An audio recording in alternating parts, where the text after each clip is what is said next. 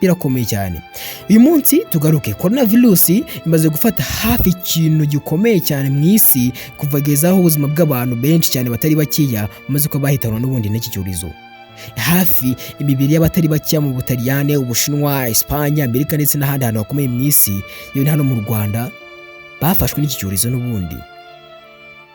Gusa ingingo nyamukuru ni uko gusa wakibaza ese iki cyorezo cyaje gute, byinshi byaje gute. Ibi ngibi twabigarutse mu biganiro byacu bishize. Gusa ingingo ya mbere wakibaza ndetse wanatekerejeho habwo n'uburyo bwo kwirinda ino ndwara. Icya mbere ni ukwirinda by'umwihariko mu buryo bwose bushoboka kuba wakaraba ndetse n'amazi meza hamwe n'isabune yabugenewe nibura hagati y'amasegonda 20 n'amasegonda 60.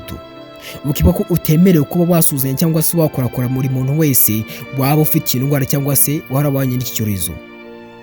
Nanone kandi ukajyagiza kuba wahunga kujya kure cyane n'ahantu haba hari uruvunge rw'abantu benshi, ukitora nibura muri metero imwe hagati yawe n'undi muntu.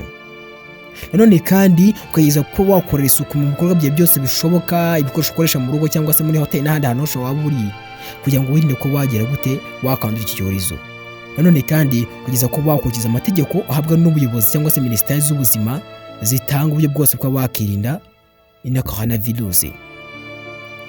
Uyu munsi amareta y'ibihugu byose bitandukanye ku isi n'umuryango w'abibumbye wita ku buzima OMS utangaza byinshi, harimo gukaraba intoki neza, kwirinda ko wajya mu ruvunge rw'abantu benshi, ndetse byaba byiza ukaguma iwawe cyangwa se stay home safe.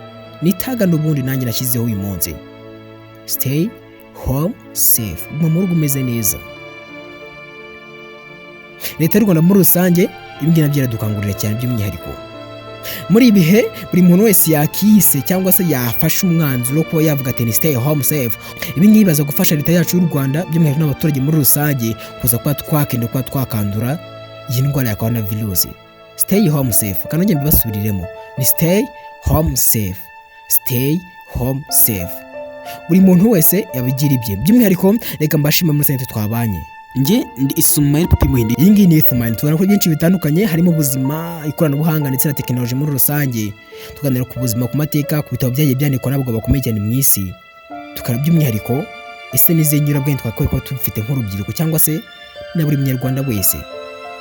Muri rusange mbasaba umugisha ku Mana nakagaruka.